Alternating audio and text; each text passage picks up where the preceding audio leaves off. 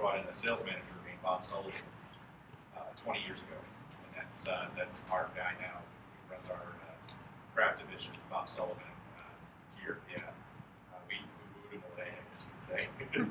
But he, are you recording me? Okay. Yeah, that's fine. That's fine. I just want to make sure you get a good side. As soon as I find it, let me know. Or tell me if you see it. So Bob Sullivan basically built the brewery, had a vision of expanding beyond just Kansas City. They expanded rather rapidly. They're still expanding very rapidly. Kind of in the, I don't want to give the exact time frame, it's not being videotaped, but somewhere along the line, but Steven said, hey, I really want to get back to my Belgian roots. I want to start making beers the way we made them in Belgium. Kind of experimental, fun, higher priced, obviously because of the cost of goods, and just something that people will enjoy beyond just our core brands, which are really sessionable for the most part, some kind of higher gravity beers. But Steven went out and he did what's called the Smokestack series, which is basically his kind of artist canvas, if you will. While he makes the pale ale and the IPAs and those beers, the Smokestack series is more or less his way of kind of expressing who he is in brewing and who his brewers are. He collaborates. He's not a one-man show by any means, but it's a really cool brewery in Kansas City. Really great people. If you ever get the opportunity to swing by up there, they're always happy to have visitors. They got a really cool little shop. They were recently purchased by Duvel Mortgard, which is a Belgian company. They own Homegang in Cooperstown, New York. They also own Duvel, Moretsu, DeConic, and I'm missing one, which is okay. But like I said, we're going to focus on Boulevard because that's what they'll be saying. You guys will be saying for us. Could you hit the slideshow real quick? Sure. So yeah, this brewery is a really big deal all throughout the Midwest, especially in KC, Missouri. Big because of the Big 12 schools. This is not a craft beer lovers brand in Kansas City. That's the brewery at night. It's just absolutely gorgeous. Like I said, John McDonald's a real artistic guy. That's their tasting room. You can see the brewery on the right. They have an old brew house that's connected where they're making some of these old vintage Belgian beers. And then they have a nice new, brand new brew house connected to that that they're making all their production beers. But it's got a beautiful skyline. Like I said, this is the brewery of KC, Missouri. In fact, it outsells Miller and Coors both in Kansas City. Yeah, unfiltered wheat is a stronger brand than Miller Lite and Coors Light in KC. The only thing they lose share to is Bud Light there. So they hit a lot of the Big 12 kind of regions. They're for a long time, they were the #1 craft beer in Oklahoma, and I need to do some research to find out if that's still true. But just as of 3 years ago, they were. They're the 8th largest brewery in the U.S., and they were even before Duvel Mortgat got involved, because Duvel Mortgat wasn't on the list. So if you ever want to know who the largest American-owned craft breweries are, this list is, you guys have this? It's always available online. You can take a look and pass it around. But they're number 8 behind some pretty large breweries. You see the size of that bottling line? That's no small warehouse. That's the little old brewery right there in the tasting room and where people would go for tours. So they do a lot of barrel aging, a lot of cool stuff is what we'll see here. So let's go ahead and run through unfiltered wheat. So rather than us kind of telling you about the beers, we're going to have Steven tell you. Yeah. And these are available on their website. If you ever want to check one out, go to YouTube and you can just YouTube unfiltered wheat, Boulevard, and there we go.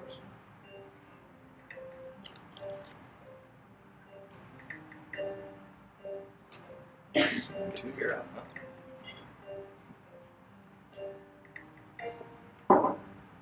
We're going to use the mic Boulevard glasses. unfiltered wheat beer. It's a BJ's 4.5% Chicago Pizza. alcohol. It's an American style wheat beer. It's got a nice cloudy haze that we get to the beer with the amount of wheat that we use.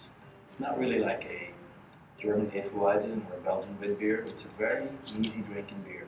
Very approachable, nice and dry finish, kind of citrusy notes in it. Very drinkable beer. It's really a nice thirst quencher, I think. The neat thing about this beer is that we use about 20% of the grain that goes in it is wheat, and it's grown in Missouri. So we're very proud to call this our hometown favorite. did win a gold medal at the GABF in 2008. It was a pretty big deal, especially for a flagship beer. A lot of brewers wish they could say that their flagships were as well accepted as this is. I want to show you this. An American wheat beer, all Boulevard's beers, they actually put in a little bit of finishing yeast after they bottle. What it does is it brings up levels of carbonation and maintains freshness in the bottle, which is a really cool thing. But you'll notice at the bottom of this glass, the beer's going to look just a little bit different than it does when you first pour. Totally up to you whether you just want to give the beer a little bit of a swirl. The old sales manager for But if you'll notice those two, and that's not the clumpy yeast that you use to ferment the beer with. That's just a little bit of finishing yeast that actually just gives the beer a little bit of carbonation and extends the life. But you can see, you'll notice as you're using clear cup sampling, the first beer's kind of clear, and then the last beer you're like, yeah, that's a very cloudy wheat beer. And you're like, well, not that cloudy. So there's a marketable difference in the first pour to the last. But what you can do about halfway through is just kind of give the bottle a little bit of swirl. This yeast actually has a really nice flavor. Gives it a little bit of citric character, and it's very nice. Is the term you're using going to be the same as bottle conditioned? Bottle conditioned. Okay. That's it. Yeah. So in fact, now that you have the beer in front of you, layer it again. It's the best way to memorize the pitch. Speaking to the swirl, the old sales manager for Boulevard in the state used to take a bottle and he would sit there and like flip it and catch it and like play with the beer before he ever even opened it. He would open it, it wouldn't foam up, but it would be perfectly kind of combined. I mean, you don't want to sit there and shake it, but he would seriously like Agitate move it around, agitate it, and it was something that people would always kind of watch and be like, what's going to happen? But I'll be right back, Tim. Boulevard wheat beer. It's a 4.5% alcohol. It's an American style wheat beer. It's got a nice cloudy haze that we get to the beer with the amount of wheat that we use. It's not really like a German Hefeweizen or a Belgian wheat beer. It's a very easy drinking beer, very approachable, nice and dry finish, kind of citrusy notes in it, very drinkable beer. It's really a nice thirst quencher, I think. The neat thing about this beer is that we use about 20% of the grain that goes in it is wheat, and it's grown in Missouri. So we're very proud to call this our hometown favorite. There's a heck of a lot of food products that are made with Midwestern wheat. That's a large wheat producing area of the country. So if you ever ask about food pairings, it's like, hey, this thing and bread have it all together. We didn't get all their beers, but let's go ahead by comparison standards. This is the summer seasonal that's out right now. This is a Belgian style wheat beer. So go ahead and put your, again, we can use these clear cups for dump buckets if you don't want to finish them Could all. you summarize the difference between a Belgian and an American? I know if I had a Absolutely. side by side I could, but if you wanted to summarize it, how would you? Yeah, absolutely. peg it? The difference between an American and a Belgian style or a German Hefeweizen, Hefe means yeast. You have Belgian wheat beer, everybody knows Blue Moon or Boulevard or something like that. Those beers, forget about adding anything to those beers. Yeast really creates most of the flavors in a Belgian wheat beer as well as a German Hefeweizen. What happens is when you ferment an ale, there are specific yeasts that you can use to ferment the beer with. Each of those yeasts gives off what we call fruity esters, and the biggest, most impressionable one on each of those beers is one that smells very much like banana runs or bubble gum, wrappers or circus peanuts. Sometimes very fruity, and then also the finish on each of those beers, whether it's wit style or Hefeweizen, is going to be that clove. Most people would never get clove, but you're about to get it here. Clove, reminiscent of those nasty black cigarettes that we all thought were cool in high school. And clove, basically, it's love it or hate it, but most people don't get clove until you tell them. You get the little clove at the end. Remember that clove's not added to this. The only thing ever added to a Belgian-style wheat beer is citrus peel and a little coriander. Coriander is just the ground seed of cilantro. It just gives a little earthiness, a little spiciness. So, again, Stephen on Zone.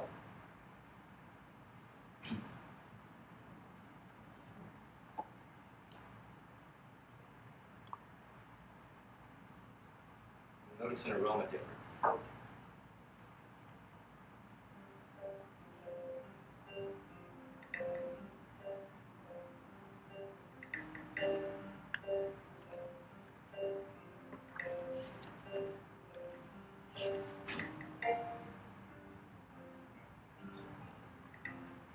Boulevard Zone, or summer seasonal.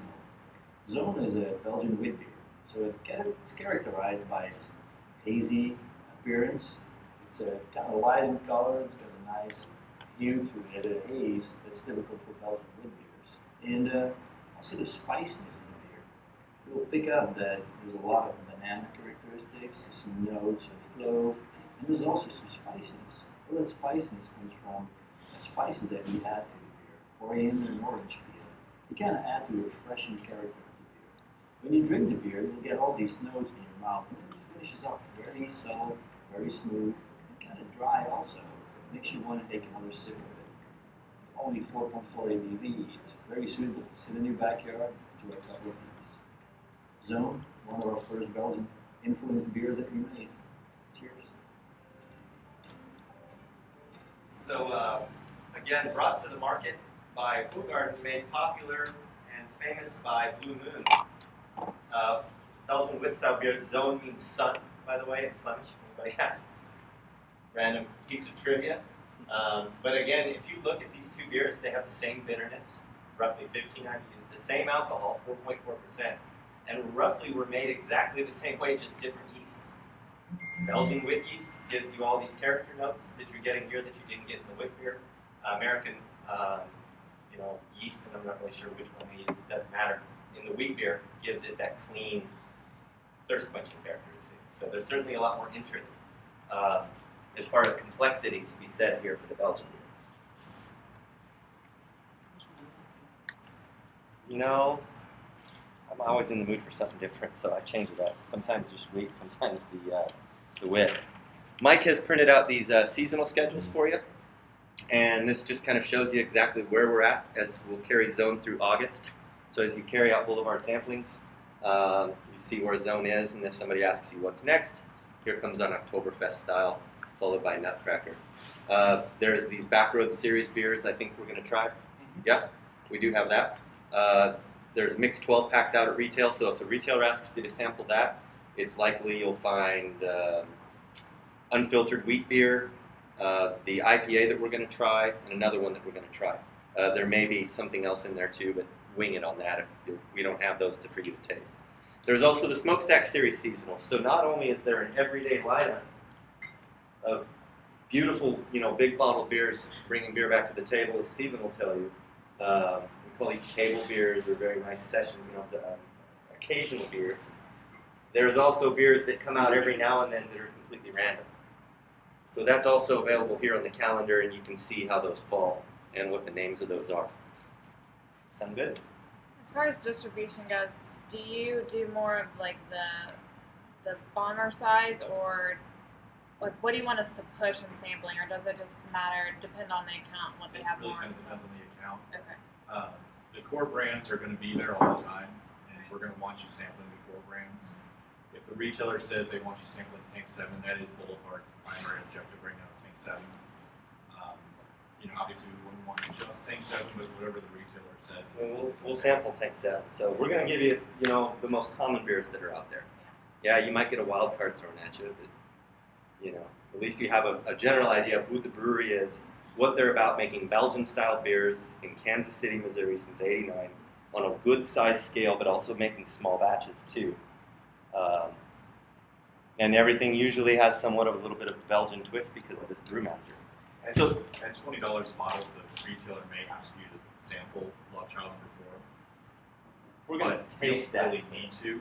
We're not sure it's such a good idea from a... It's something that if people are going to buy it, they're going to buy it. If somebody says they want to try it, they probably don't know what it is, and they're probably going to end up just not liking it. So Yeah. That's say not a no. beer Are for we- experimentation. so That's a beer are we for okay geeks. to say we haven't been budgeted for it? I would probably say that beer sells itself. Yeah, that beer is rare and limited. Yeah. We can't buy bottles of the most expensive scotches and sample those, and we can't buy bottles of Love Child number 4. It's pretty much I mean, we bought one so that you can understand what it is and try it and Sure. everything. So you can just tell them, look, it's incredible, and this is how it's going to taste and act for you, that kind of thing. Yeah, so just walk them through. Here's what you're gonna what you can expect from it. Yeah. So let me pass this around. You saw the American wheat. Then you saw the Belgian yeast addition to call it a Belgian wit style beer, so the Belgian wheat. How about the new American hoppy wheat? So now we take wheat beer and we dose it with more hops. You remember the first wheat beer was 14 IBUs. Is this on here, Mac? It is not. Okay. So in the spirit of the first two, the appearance is the same, and I know these cups stink, but it was either that or those big goblets. Those are weird, the Corona ones. And I just didn't remember to bring cups, or I thought they'd melt in my car. So anyway, That sounds I know. Check this out though, an American hoppy wheat. So let's go back to the website, and here we are. See it on there, Mac? Pop. Should be the top 80 acre. Yes. It kind of tricks me sometimes when it starts with So, what they've done is basically take their sessionable wheat beer. They've not increased the bitterness so much. It went from 14 to 20. Most people can't even perceive that difference. But you can certainly smell it. There is a lot of hop presence, flavor, that citrusiness. There's a little bit of that yeasty bready note still there. By the way, if you ever go to the website, you'll see some really nice food pairings and things. But this is certainly an American hop. If they ask you what kind of hop, I think it's really a blend, don't you? Boulevard never really subscribes to being a West Coast IPA brewer or an East Coast IPA brewer. It's kind of take in influences from both and make what works in the Midwest, which definitely influences the way we like to taste here in Texas. So it's very much a beer market, just like ours in KC, Missouri. So you see how you're still getting that soft baker's bread, bakery flour notes, and then you get that really vibrant citrusiness from the hop. The bitterness never really runs away on you like an IPA. It certainly finishes a little bit drier and a little bit crisper. 33% more hop, but it's not a blow me away hoppy beer. It doesn't grab on or linger at all like an IPA, but you still you think it's going to come at you like an IPA. Yeah, in a perfect world, you'd be sampling to nothing but wheat beer fans and be able to show them a nice American wheat, a perfect Belgian style wheat beer, which is also a gold medal winner from 2013, and then a nice hoppy wheat with a good American dose.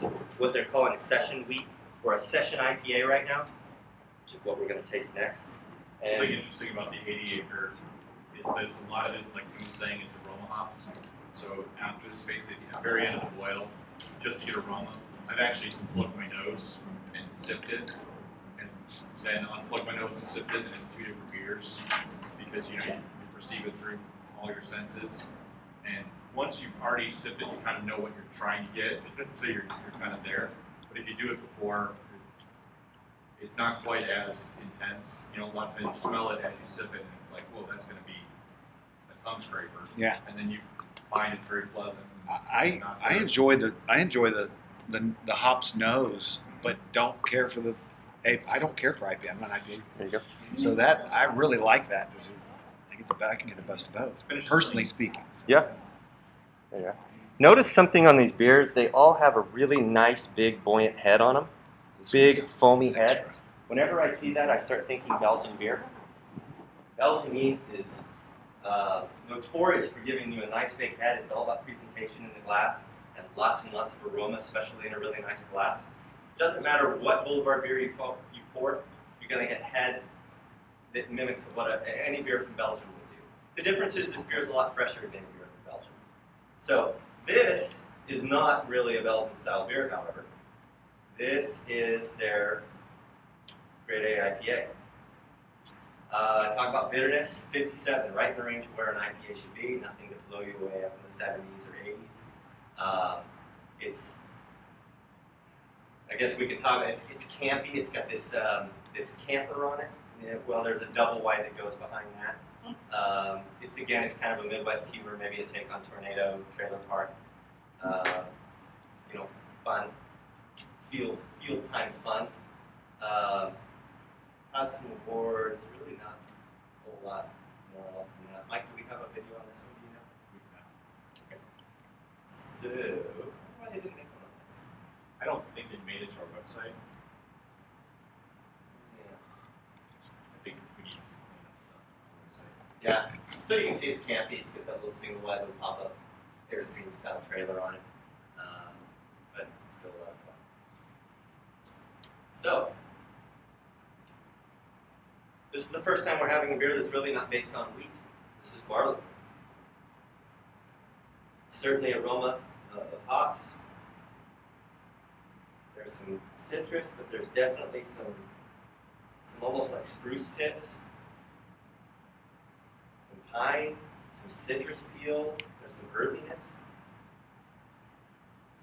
It's really more of like just like a blood orange than a bright lemon or something like that.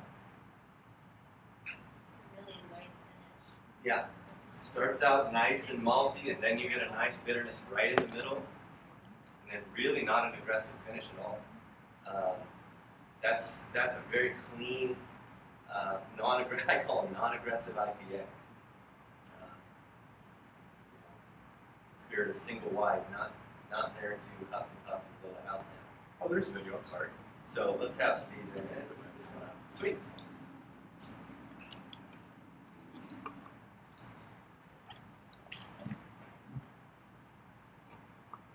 This one I do tend to see, a bit of distribution on, so I wouldn't be surprised to encounter this one.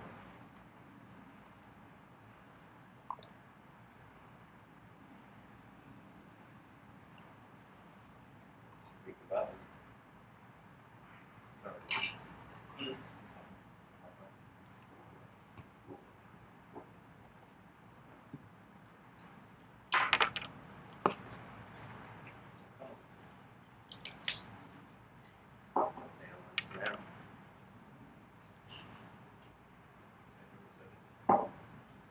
She's asking any more of the beer. And I said, I don't think I'm supposed to do that. Actually got an error message. Really? I can YouTube this thing. I have to. I've got full bars. Yeah.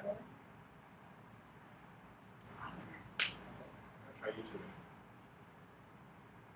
Pops up in the background, that'll be great.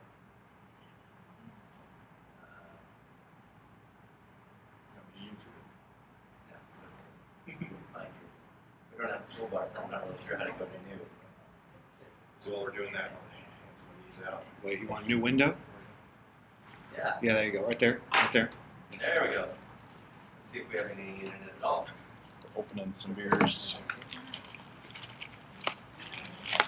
The rest of it here. Sure.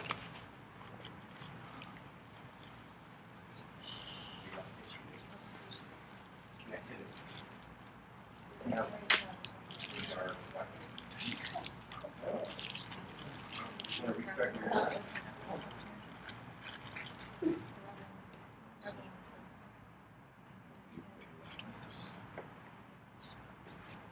That's great.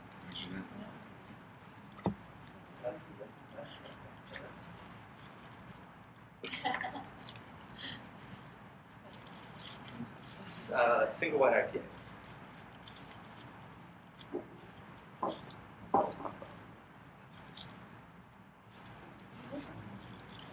Different campers. Oh, wow. Those were- Oh, that was pop-up IPA, wasn't it? Yeah. Yeah.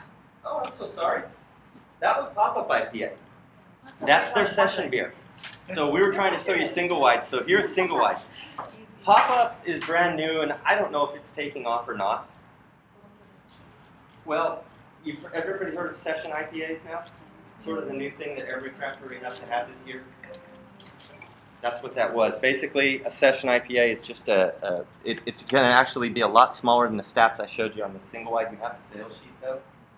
It's a cross between that hoppy wheat beer and this IPA. So if ever there was a beer tasting where we're truly going up in intensity, this is perfect. I mean, we started at American wheat, then we started changing up yeast, then we added a little hops, then we had a little bit more hops. Now we're finally at the IPA, so we'll kind of skip over pop-up. But at least you tried it. So what did we have? Pop-up. Pop-up is an IPA. Now we're having a single wide Session beer, yeah. Yeah, the one we just Of course. So sessionable, that means IPA. Okay. Absolutely. That one you want. So now we're at full strength IPA. That smells more like. Yeah. I thought that beer was so weak. That's a really bad version of it. This is Boulevard single wide IPA. It's a little brother to our double wide IPA, which is one of the lineup beers from our smokestack series. This is our impression of an IPA. It's not a West Coast IPA that's really intense in hop character. It's not an East Coast IPA either, where it's more influenced by the English hop varieties. This is our take, Midwestern IPA. We use American hop in this beer, so it's very intense and floral and a citrus character. When you drink it, you get some nice balance, nice malt character, a little bit of caramel character. It's about 57 IBUs and a 5.7 ABV and a sessional IPA. So there you go. Yeah, there's a difference there. Yeah. I was kind of confused till that. I was Say too. it's I was like, boy, there's no IPA. bit. That's not 57. Whatever the beers. They're Yeah. tiny. Yeah. Now we're getting into really piney. That was much more floral. I would thought say. so too. I was looking at what was written and it's a grapefruit floral. Yeah. So you saw the pop-up camper, the single wide. Now we see the full double wide. Trailer park ready vintage double wide. Sure. So again, you're going to notice that huge Belgian head coming back, which you do not normally find in double IPA. You're going to notice the intensity and the change in the color of the beer. Certainly a change in intensity in the bitterness, and a change in intensity in the aroma and flavor for sure. Also in the malt, there's going to be a nice sticky addition of malt added to this to give the beer body, and calorie, and flavor and balance. Do you want any of these? No, I'm good. Something that's going to come up is, you do the same type of sampling that we're going through from unfiltered wheat all the way through double wide IPA and all the kind of stops in between, is why in the world are there so many different, basically same beers? Starting with the first one, it's way different than the last one, but the steps in between are kind of different. Well, the way I like to think of it is, think about your favorite genre of music. If you listen to this type of music or that type of music, and within that genre, you may listen to a different one on your way to work than on your way home from work. On your way to the gym, on your way to see significant other. It's all about mood. It's all about your moment. It's also all about the preparing. I mean, if you listen to music while you eat, I can't listen to death metal while I have a nice dinner with my wife. But if I'm on my way to the gym, I might listen to some King Diamond because it's even around it. So there's a sweet spot for every bit of it. There's the person who loves wheat, loves hop aroma, but doesn't love hop finish. There's people who can't stand the hops, can't stand the coriander, can't stand any of it. They just want just simple, ready wheat. Well, that's unfiltered wheat. So Here we'll take the next step, logical step in progression of intensity with both malt and hop. and just so you know, this is also higher alcohol in addition to higher hop. So those Pass people who the come bottle to you and around, say, right? "What's the highest alcohol you have?"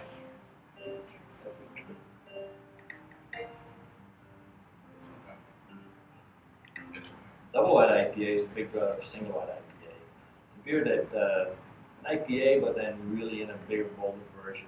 We use smokestack beers to kind of express some of the new ideas that we come up with.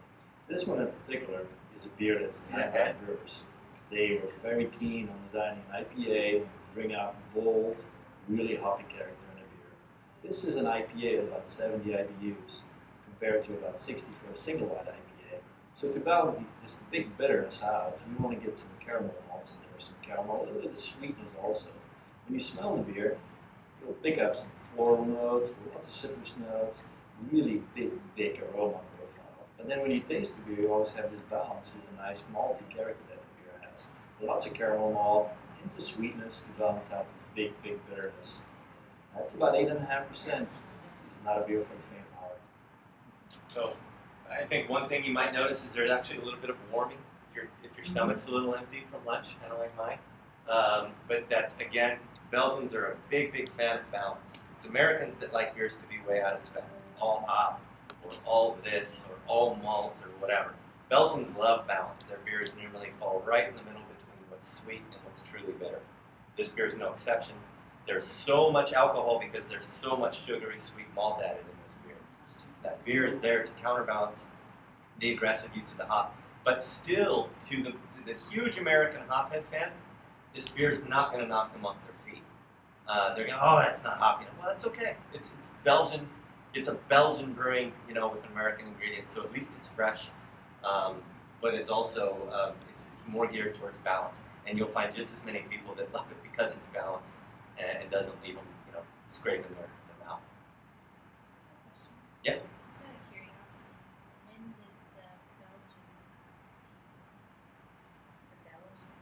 did the Flemish, The Belgos. when did they start making They really never did, unless you maybe count the last 10 years.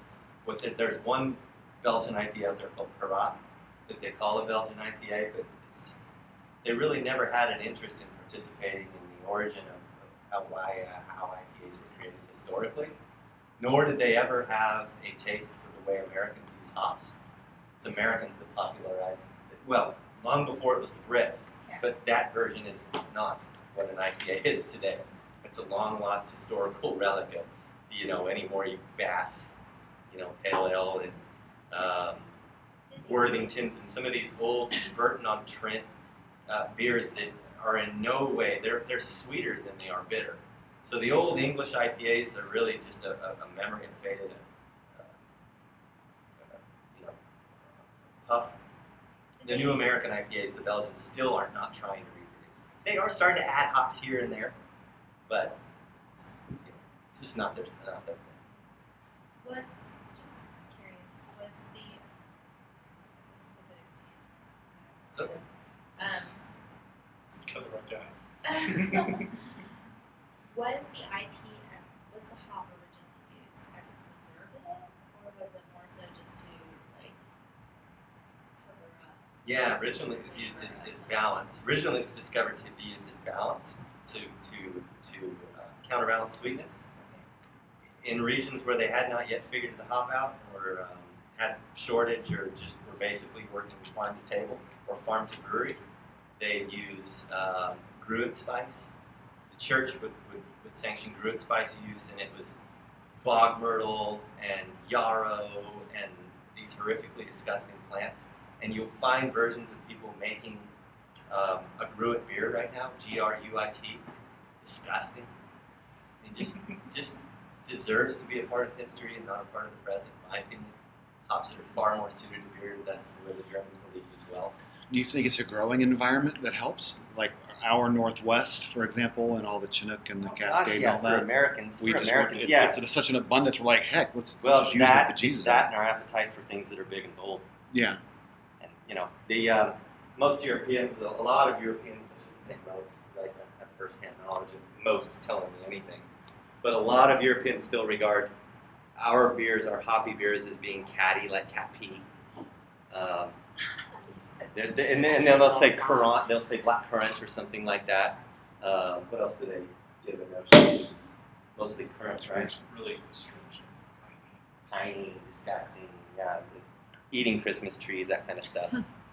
So, okay, that's the end of the hop tour as far as our Belgian buddy's concerned. Like I said, it's a really nice beer. That's not a scary beer. I wouldn't be scared to show that beer to anyone. We've sent you out there with some big IPAs before. That one is not scary. I feel like the double IPAs really appeal to a lot more people than some of the other ones. This one is not as. You're right. By and large, a single IPA, the malt is dropped back so far and the hop is brought out so far that by balance sake, it's just all hop. A double IPA, the hop is raised even higher than the single, but then the malt is there to back it up, and you get a more balanced impression of the beer. So that's fun. Notice the head continues to come. It came on that double IPA. I don't have any capability or technique of pouring this beer any better than this. That's okay. What this is pure Good. molecular Definitely aroma. definitely to note in the field. It's Be the careful with that. this is the physical form of aroma. Now this beer also comes in like a tall, skinny 12-ounce bottle. Sorry, the labels. Let me pass these out. It comes in they have 4-packs of these that are more economically suited to sampling with, but it's still going to pour just like this. So this beer right here, about $7.99 to $8.99 a bottle. 4-pack would be roughly $9.99, which you get more beer, up to $11.99. Yeah. Depends on the locale. This beer, imagine, when you go to an English club and you order a Guinness, and they pour the Guinness, and it seems like it takes 10 days. You got to order the second one before you get the first one going. Yeah. This is similar. I mean, let it pour, let it rest. Yeah. They took their time making it. Don't rush it. It's like the art of the 14-minute cocktail. I mean, it's like, hey, half the enjoyment is doing this. But I'll tell you something. All this aroma, it's not a bad thing. In every other part of the world, they love. It's what gives you tiny little particulates and molecules that jump up into your nose and cling to the inside of your olfactory and let you start tasting and smelling the beer long before it hits your tongue. Wine drinkers love this beer. Well, yeah, we'll talk. Yeah, Kim Crawford Chardonnay fans, Yeah. steel aged Chardonnay fans. Yeah. This is but we'll let the brewmaster talk. 'Cause he's far better than me.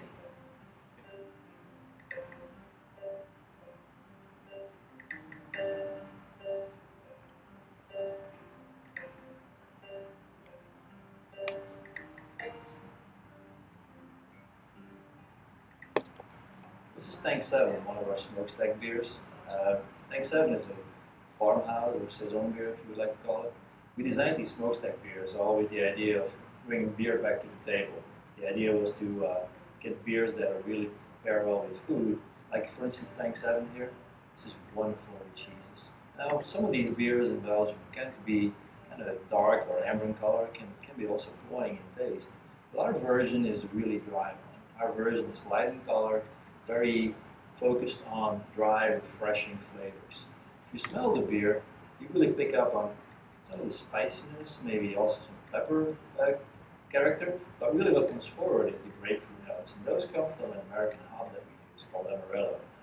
Now, this is a farmhouse ale with about 8% alcohol, very light in color. It's very dry, but very flavorful. Hope you enjoy it. Cheers. So if you got what he said, the idea of bringing beer back to the table, this is beer's answer to wine. This is the finest example I know of anything out there to supplement white wine in its most broadest sense. Of course, there's nuances for each wine, each white wine, and each little dish, and each sauce. But this beer is so versatile because you're getting carbonation, you're getting cut, you're getting character, alcohol. It's still fairly refreshing, and you're getting that grapefruit note, that pepper. Wonderful with cheeses, as he said, all kinds, soft experiment. It's got plenty of body and aroma and intensity to stand up to quite a bit of cheeses out there. It's really, I think it's my favorite food beer, my favorite experimentation beer for beer and food pairings. And Okay, let's tell them before, Big Brother. And it's pretty cool. If you study it, he called it a saison beer, a farmhouse beer. Saison means season, but farmhouse beer basically comes from the Wallonian region, which is basically your southern Belgium, northern France, farm territories where a lot of funky things come from. Snails, what? Your food, you were going to say something, right? Escargot, yes. There's just funky cheeses, rind cheeses, washed rind cheeses, big musty things, including a lot of wild yeasts, wild brews, and things, the other things that Belgians make. But this is probably one of the tamest and the nicest things that comes from the Belgian countryside. besides the wit beer. So you'll find these made in France, and you'll find these made in the Wallonian area, the southern region of Belgium. These being the farmhouse. The farmhouse beers. Okay. Or the wild, they'll call them, wild brews. Could be bière de garde, which means a cellar to keep beer. Saison, a seasonal beer. This beer would be released in springtime. It's partly and probably pay the workers. So For farm workers, it could be made by farmers who have a lot of grain cutlings on the floor, whether it's maize or wheat or barley. There's any number of recipes you can use with all different. It's definitely not gluten free. So like the farmhouse, I mean, let's compare something that seems a little closer to home, maybe, but the it's gone now. But the Shiner farmhouse. So is it the same? Is that trying to go for the same idea, but it's just like everything else Shiner does, they make them more sessionable and more approachable for the Texas but it drinker. has that same spiciness and that Yeah. same sort of a darker. Probably a similar yeast, just a lighter, little bit less grain, a little bit less hop, a little bit less of an aggressive yeast. Yeah, Obviously, yeah. less Being malt Shiner, because they there's less alcohol. back it down a little bit. Being Shiner does that with all their beers. Okay. Yeah, all Shiner's beers are meant to be approachable and drinkable by anyone. Yeah. So that nobody ever tries a Shiner. Oh my God, and there's still even people that do that. Sure. But this beer, Stephen was in town probably about 2 months ago, and he was at a sampling with some of us, and it was kind of a question and answer, and they're showing off the Tank 7, and somebody said, well, "What's the difference between a saison and a bière de garde?" He said, "I don't know." Yeah. Whoa, Steve Paulus.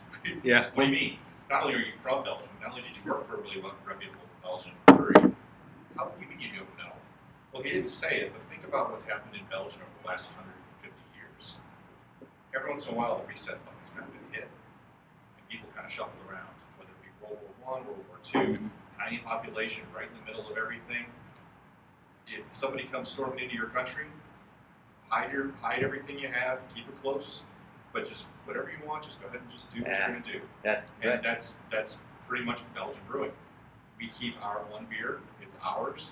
We're going to guard it with our lives, but you just do whatever you want to do around us.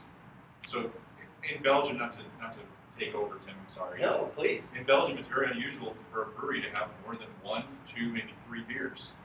Some of the monastic brewers have a single, double, triple, and quadruple, which actually a quadruple isn't really a thing. A triple was actually kind of reinvented by was it Westmoreland into what it is now, just with basically strength levels for the different types of fasting. So Belgium has a lot of everybody's kind of pieces and parts that kind of come from Westmoreland. So thank you. So when you're looking at like a Tank 7 versus a Boulevard triple versus the 6th class, which is a quad, it's basically just Stephen's interpretation of what it is, and there's no real definition. He's just a really talented brewer who knows what he's doing from Belgium. All Belgian beers are like that. Is this like that? Well, it could be. Belgian beers just run the gamut, and the biggest thing, the difference between all Belgian beers is most of them are made very, very small batches, and they all use different yeasts. There's not a brewery in Belgium that's sharing the same yeast, unless it's airborne and settling into their vats at night. Then of course. But there's a couple of staples that exist in that, but that's a whole talk away on molecular biology. But what he's doing is just, this is perfect. By the way, this beer for Saison style, this is a huge boon in the last 2 years. There's a lot of people making them, including Shiner. By the time it hits us, when Shiner makes it, it's mainstream. You shouldn't have to do too much education on the word Saison or farmhouse beer. 966 was a good example, just very drinkable. This beer is a favorite by a lot of the world's leading beer judges. I'm friends with everyone kind of on like Facebook and stuff. This is everybody's Friday night beer. So,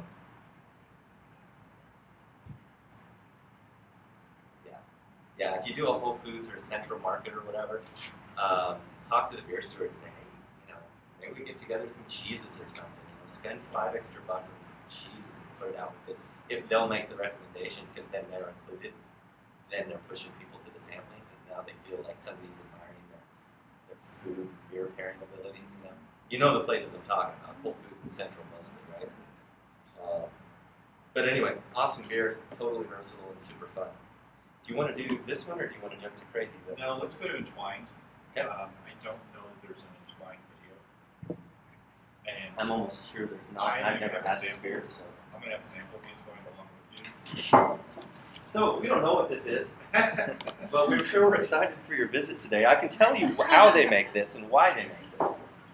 KC, Missouri is obviously not a wine growing region.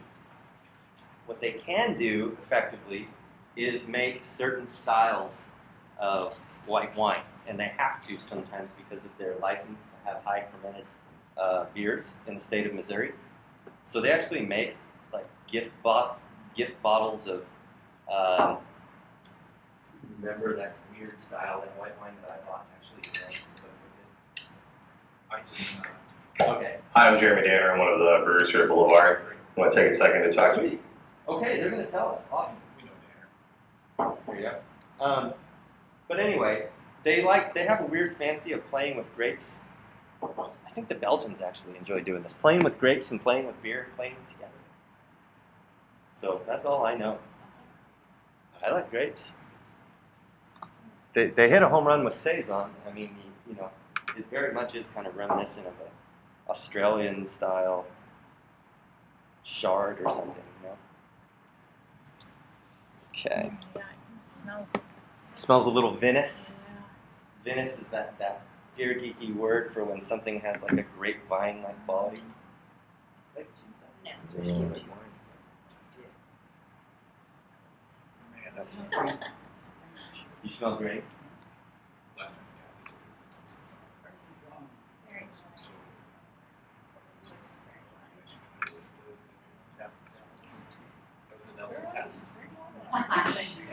Yeah, I remember that. Yeah, that was fun. Yeah. I was like, ooh, I don't know about that. That's got to be true. Well, it was that We tried a test batch of this, and I don't know if we gave it high marks. Now they made great changes. This is really good. grape actually kind of comes from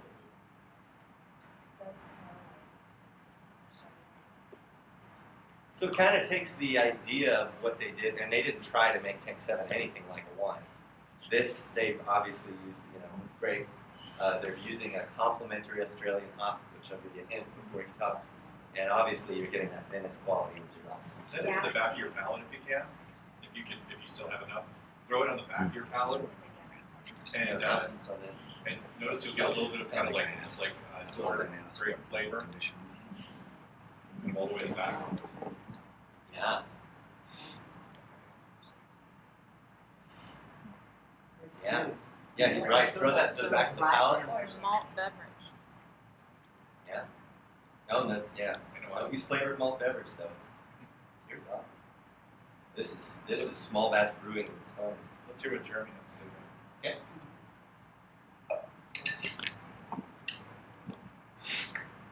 Hi, I'm Jeremy Danner. I'm one of the brewers here at Boulevard. I want to take a second to talk to you about a new family of beer and the first beer in that new family. We're introducing Backroads beers. Here at Boulevard, we aren't necessarily the best at brewing to style. We sort of brew to flavor. So that means we think about what we want the final beer to look like, smell like, and taste like. We create that beer, and then we go back after we've created the beer and tasted it to think about what we want to call that beer to communicate an idea of what the drinker should expect when they order this beer. And Twinedale fits perfectly into that category of beers that are hard to categorize. It's a very sessionable beer. Our intentions were to marry beer flavors with wine flavors, so we've used our two-row base malt and muscat grape juice for the fermentables. We're hopping this beer exclusively with Nelson hops. It's a New Zealand hop variety that's known for giving a tropical fruit Sauvignon Blanc-like character to beer, and that really lies in with our intentions of combining beer and wine flavors with this beer. The beer is 4.1 ABV, so it's super sessionable, very light, refreshing beer, and it's below 10 IBUs. So we're using the hops late in the boil, so we really get flavor and aroma. We have other beers that are coming in the series, but this is our first, and I really hope you enjoy it. Cheers. So is this still the only one of the Backroads series? Yeah, they actually delayed the others. This actually came out late. It's probably, we probably just got TABC authorization for it. That's usually what happens if a brewery has something in the rest of the country that doesn't have it for us. Is it bad if I wish it was If it warms a little bit, it might actually sweeten up a little bit. but nice and low in alcohol though. You know, hey, I'm always happy to have something else to bring to the table. So did everybody? Again, that's a beer you can show. Coaster for this one. Yeah. So that's a beer. I mean, literally, you can spot these people coming down the aisle, and you're like, oh Jesus, here I gotta go with my double IPA. What's gonna happen? That beer, that's, you know, I'm not saying profile people, but I certainly wouldn't do that because I'm always proven wrong when I think somebody's not a craft drinker. But boy, that's fun. That's scary. So here goes Badassville. This is currently the number 2 rated beer in the world, as reported by what's the website that's constantly saying this stuff? Ratebeer. So Ratebeer takes worldwide ratings and things. This is the number 2 rated beer in the world right now. Curious what's Behind a number beer that you would never see in Texas. It's cool. This is Love Child number 4. We've seen 1, 2, and 3. These are small batch, funky as they come. The reason is that they're taking different barrels of different beer, fermenting them with not only yeast, but bacteria. Not bad bacteria. Nothing bad can survive in fermented beer. Good bacteria. The good bacteria, though, is starting to convert sugars into sour-like flavors and funky flavors. Barnyard flavors is okay to say. Horsey. Sometimes you'll see horse blanket even on the best websites for yeast-producing companies of beer. But the real cool thing is that 50% of this beer is aged in whiskey barrels. That's blended with another batch of beer that 15% of that of total beer, of the beer was then aged in red wine barrels. So 50% whiskey, 50% red wine. The whole thing's melded together with funkiness and sourness, and here we go. Flavors of wood. What else, Matt? Don't look at the dials on the back. There's dials on the back that It's will a actually tell you what is funky, what is fruity, and what is sour. And if they're only giving this right in the middle of sour, I don't know. They know more than I can me. tell you those dials lie. In a good way. Yes. Who wants the front of the glass and who wants the back? Any takers? I'll start here. I've been starting at the other end. I'll have both. So, again, it's Belgian, right? How do we know that? German beer doesn't do that, guys. Oh, that is. Oh, well now. What'd you say? So, should we talk about bitterness? Doesn't exist in this beer. Gosh. Should we talk about alcohol? 9%. So it's not a, you know. That's all over the board. Six class is what, 10, 5? It says that on the bottle, but we know it to be a little bit more. We don't tell customers over the TABC that though.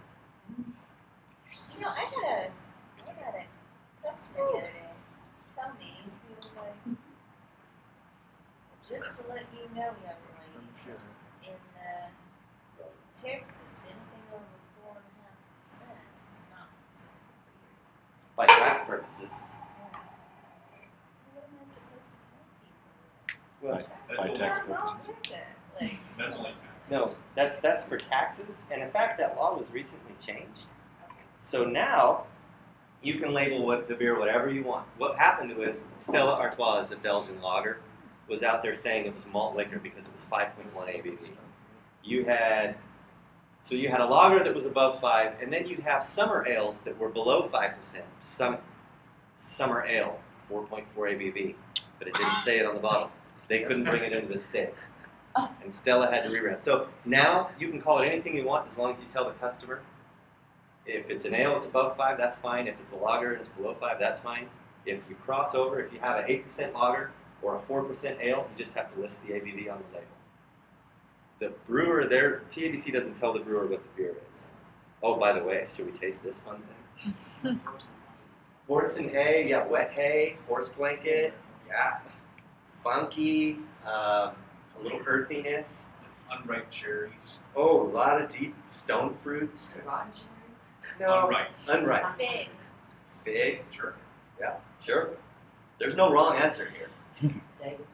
You guys have seen my flavor profile builder. All I got is I got sour in the corner, I got caddy, I got funky, and that's about it. There's certainly no hop presence to speak of. This is all I see what you're doing. Yeah. It's okay. This is a good thing. This is healthy. This is actually, you heard of like good bacteria for your stomach and things? Those are Like normally Probiotic or something? probiotic strains. Yeah, I know what genus and family species those come from. This is a very similar one. It's okay. But it is very acidic though. A lot of acidity in this. So Do they use lactobacillus in it? I don't think yeah. You got rhamnosis and you got forms of you will say. Oh, there's that. Oh yeah. Let's go ahead and hear what Stephen has to say. Oh my gosh. I can't believe we have a video on this. There are love child 1, 2, and 3. Sour beer, if you're not familiar with it. To me, love child number 4 is just a little more assertive than love child number 3 was. It's a little more in your face. It's a little more sour, a little more funky, and you really can smell it. Actually, on the back of the label, of the bottle, on the back label, there's gauges that tell you what to expect. Well, what to expect when you buy the beer. If you age it, these gauges can really change. Making a sour beer is all about blending. It's about trying to find the right components to come up with something that's better than the individual components. It's like making a perfect marriage of all these different parts that we have in the brewery. There's beer aged in old whiskey barrels or whiskey barrels that we've used for BBQ and for rye. There's some other beers aging in wine barrels. There's part made in the brew house, part aged in stainless steel. So we have all these components, and you have to come up with what we think is just better than the individual components. It's hard work. It's hard work tasting all these different barrels and coming up with what we think is just superior. But that's what we do, and that's what we love to do. So here's to sour beer, here's to Love Child. I hope you enjoy it. Cheers. Did you notice how he wasn't even going to attempt to describe it? This is drinker's choice. I mean, It's not like that's drinking Love Child at 9 o'clock in the morning.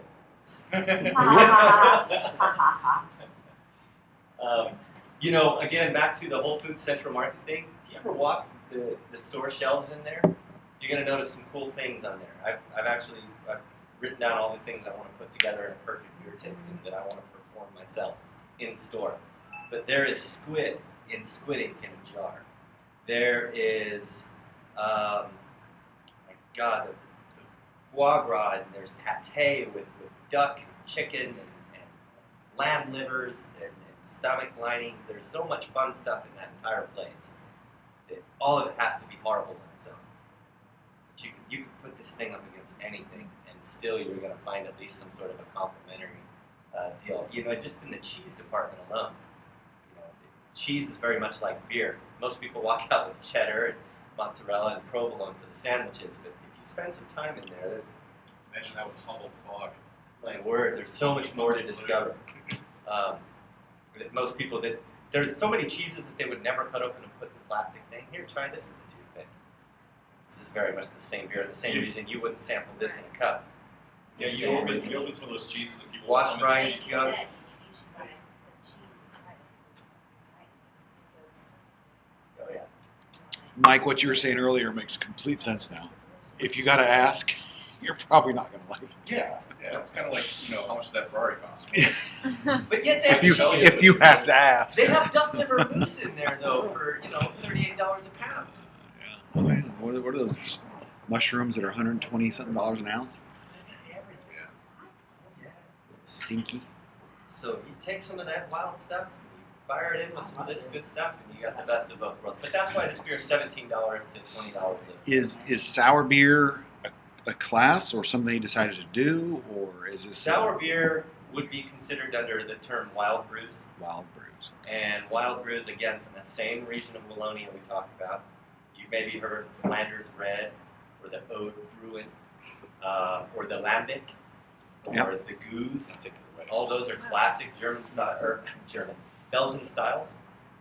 Sour beers made in America are these barrel aging, but now we're adding whiskey barrels and wine barrels and all this other fun stuff to make all these components. Sure. As the brewer said, Mhm. it's simply the quest for doing things as an individual and coming up with something a little different. There's certainly more of I'm getting a bigger woody characteristic than I get from a true wild farmhouse Belgian beer or a farmland Belgian wild brew. So it's just really cool, and it's as much as you want to let the imagination run. No. No.